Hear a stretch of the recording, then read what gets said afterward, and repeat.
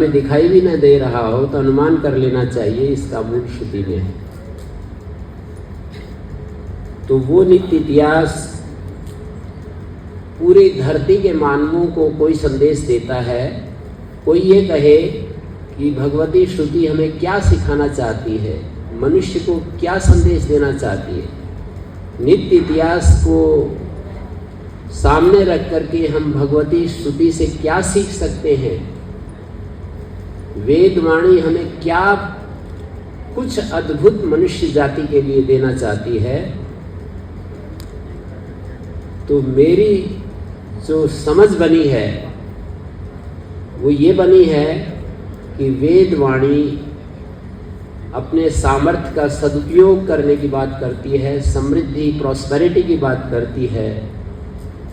और ऐसे हजारों मंत्र वेदों में, क्योंकि वेद ही उपजीव्य है आगे आने वाले कालिदास आदि कवि और हमारे वेदव्यास आदि, वाल्मीकि आदि जितने भी महनीय कवि हुए हैं उन सब के का आधार वेद है। और जितने दर्शन शास्त्र हैं, आयुर्वेद शास्त्र है, नीति शास्त्र है, धर्म शास्त्र है, सबका मूल वेद उपजीव्य के रूप में है। तो वेद हमको क्या संदेश देता है? वेद कर्म का संदेश देता है। कुर्वन्नेवेह कर्माणि जिजीविषेच्छतं समा एवं त्वयि नान्यथे तोस्ति न कर्म लिप्यते नरे। वेद कर्म का संदेश देता है। भूरिदासी भूरिनो देहि माद ब्रह्मभूरियाभर भूरि घेद इंद्र दित्सस। हे इंद्र तुम बहुत ज्यादा देना चाहते हो। तो वेद हमें कर्म का संदेश देता है, सामर्थ्य को बढ़ाने की बात करता है, वीरता का संदेश देता है और इस धरती को स्वर्ग में बदलने की बात करता है। महाभारत के उस आख्यान को आप देखिए, सत्यवान और सावित्री के बीच जो एक कथानक प्रारंभ हुआ और उसका जो अंतिम छोर बिंदु है, सावित्री ने सत्यवान को मृत्यु के मुख से छुड़ा लिया। तो सत्यवान को यही कहती है कि आओ सत्यवान, अब इस धरती को सुंदर बनाए, इसको स्वर्ग में बदले। तो वेद कर्म का संदेश देता है और ये जो धरती हमें दिखाई दे रही है सौंदर्य से भरी हुई, जहाँ भी जाते हैं विविध प्रकार के मनुष्य निर्मित सौंदर्य को हम देखते हैं, कला के रूप में देखते हैं। उद्यानों में जाते हैं, सड़कों पर जाते हैं, पूरे विश्व में जाकर के मैंने देखा कि जैसे भारतवर्ष को मैं देखता हूँ इसी तरह से सारे विश्व में, यूरोप में और देश विदेश में जाकर के आप यही देखेंगे कि सब जगह विविध रूप में सौंदर्य का विस्तार हो रहा है, कला का विस्तार हो रहा है। तो वेद का ये संदेश है कि हम अपनी इच्छाओं को, अपनी आवश्यकताओं को धर्म पूर्वक पूरा करें। धर्म पूर्वक मैंने विशेषण डाला क्योंकि जब इसका अतिक्रमण होता है, कर्म के क्षेत्र में जब इसका अतिक्रमण होता है तो विनाश और दुख के सिवाय हमारे कुछ हाथ नहीं लगता। इसलिए महाभारत का कवि एक संदेश देता है, ऊर्ध्वबाहु विरोम्येष न च कश्चित् शृणोति माम धर्मादर्थस्य कामस्य स किमर्थं न सेव्यते। न जातु कामान न भयान न लोभात् धर्मं त्यजेत् जीवितस्यापि हेतो धर्मो नित्य सुख दुःखित्व नित्य जीवो नित्य हेतुरस्यत्व नित्य। कामना के कारण, भय के कारण, प्रलोभन के कारण, जीवन के हेतु से भी धर्म का त्याग न करे। तो कर्म को बीच में रख करके धर्म को जोड़ दिया गया। और हमारा ये भारत का कोई संदेश हो सकता है मानव जाति को, जिसको विक्रमादित्य जी ने अपने जीवन के द्वारा प्रमाणित किया, तो वो ये है धर्म पूर्वक हम कर्म करें। और उसका क्लाइमेक्स, अंतिम जो चरण है, अंतिम बिंदु है, वो ये है कि हमारे कर्म लोक संग्रह के लिए हों, निष्कामता पूर्वक हों, जिससे कि वो मुक्ति के साधन, मोक्ष के साधन बन जाए। तो हमारी संस्कृति ये कहती है कि कर्म से धर्म पूर्वक कर्म से शुरू करके आगे बढ़ते हुए निष्कामता में हम पहुंच जाएं और अपने जीवन को शुद्ध पवित्र बनाते हुए हम उस परम प्रभु के प्रेम के अधिकारी बन सकें। दूसरा वेद का जो संदेश है वो ये है, आत्मानं विद्धि वेदाहमेतं पुरुषं महान्तं आदित्य वर्णं तमसः परस्तात् तमेव विदित्वाति मृत्युमेति नान्यः पंथा विद्यते अनाय। वेद का ये संदेश है, वैदिक ऋषि के मुख से ये बात कही गई कि मैं उस महान प्रकाश को देख रहा हूँ, महान पुरुष को देख रहा हूँ जो तमस से दूर है। उसको जानकर मनुष्य मृत्यु से पार जा सकता है और कोई रास्ता नहीं। अपने को जानने में, आत्मा को जानने में वेद का संदेश है, ज्ञान वेद का संदेश है। द्वे है वै विद्ये वेदितव्ये पराचय व पराच। ऋग्वेदो यजुर्वेदा सामवेदा अथर्ववेदा शिक्षा कल्पः व्याकरणम निरुक्तम छंदो ज्योतिषमिति। वहाँ पर मुंडक उपनिषद में अपरा विद्या को गिनाते हुए ये सारे शब्द उच्चारित हुए। परा विद्या यया तद अक्षरम अधिगम्यते। परा विद्या वो है जिससे उस अक्षर तत्व का, अविनाशी तत्व का अपने स्वरूप के रूप में हम उसको पहचानते हैं। तो वेद का ये दूसरा संदेश है कि संसार के पदार्थों को जानें और उनका सदुपयोग करना सीखें, उनसे अपने जीवन को सुख से भरे, ये करते हुए अपनी आत्मा को जाने। यह का ज्ञान और मैं का ज्ञान, ये दो वेद के संदेश हैं। यह के ज्ञान के लिए आज के विश्वविद्यालय और जितना भी शिक्षा विभाग है वो कार्य कर रहा है।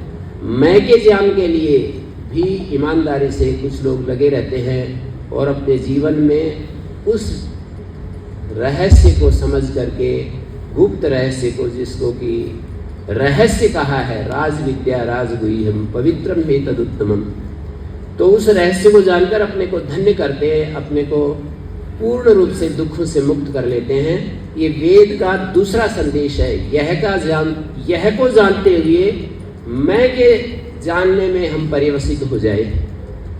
और तीसरा वेद का जो संदेश है वो ये है कि हम सुने हुए उस परमात्मा के प्रति श्रद्धा, भक्ति और प्रेम से, कृतज्ञता से भरे हुए रहें, जिसको वेदों ने, शास्त्रों ने, महापुरुषों ने, सम्राट विक्रमादित्य जैसे महान सम्राट ने जिसके प्रति अपनी आस्था दर्शाई, जिसको स्वीकार करके अपने जीवन को उदाहरण के रूप में प्रस्तुत किया, ऐसे एक नहीं हजारों राजाओं ने, ऋषि मुनियों ने उसके अस्तित्व को स्वीकारा और अपने प्रेम के आस्पद के रूप में उसको स्वीकार किया। तो वेद का तृतीय संदेश है कि हम अपने जीवन को सुंदर भावों से भर ले। तृतीय दृंगमा मित्रस्य चक्षुषा सर्वाणि भूतानि समीक्षन्ता। मित्रस्याहं चक्षुषा सर्वाणि भूतानि समीक्षे। मित्रस्य चक्षुषा सर्वाणि भूतानि समीक्षामहे। सहृदयं सामनस्यम् अविद्वेषं कृणोमि वः। अन्योन्यम अभिहर्यत वत्सं जातमिवाज्ञा। जायापत्ते मधुमतिं वाचं वदतु शान्तिमां। प्रेम जो है वो दूसरा संदेश है। वो प्रेम, परस्परता में प्रेम, प्रकृति के साथ प्रेम, व्यवहार में प्रेम, एक दूसरे के सम्मान के रूप में जिसकी अभिव्यक्ति होती है, दूसरे के आदर, स्नेह और वात्सल्य के रूप में हम उसकी अभिव्यक्ति करते हैं। लेकिन उसका जो अंतिम बिंदु है वो इस सृष्टि का जो सृष्टा है, उस सृष्टा के लिए जो हमारे सबके आत्मा में उपस्थित है, उस परमात्मा के लिए अपने प्रेम को अर्पित करते चलें। तो मैंने 3 बात कही। हमारी वैदिक संस्कृति, हमारा भारतीय जो दर्शन, भारतीय जो ज्ञान परंपरा है, जो कि नित्य इतिहास के रूप में इस धरती पर अवतरित हुई। अभी बोल रहे थे, तद्देश प्रसूतस्य सकाशादग्र जन्मना स्वयं स्वयं चरित्रम शिक्षेरन पृथिव्यां सर्वमानवा। पृथ्वी के सभी मनुष्य आकर के यहाँ से शिक्षा ग्रहण करें, जीवन की राह सीखें। कुछ अस्त व्यस्त जीवन में ऐसी कमजोरियां आ जाती है मनुष्य की कामना की बहुलता के कारण से कि वह धर्म की तरफ झुक जाता है और उसके परिणाम स्वरूप उसको दुख भोगना पड़ता है। उससे बचते रहे। तो मैंने 3 बातें कही।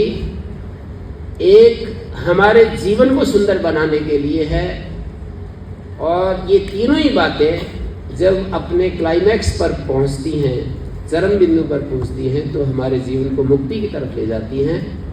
कर्म जब शास्त्र मर्यादा के अनुकूल धर्म पूर्वक किया जाता है तो हमारे जीवन में सुख की वृद्धि होती है, दुख कम होता जाता है।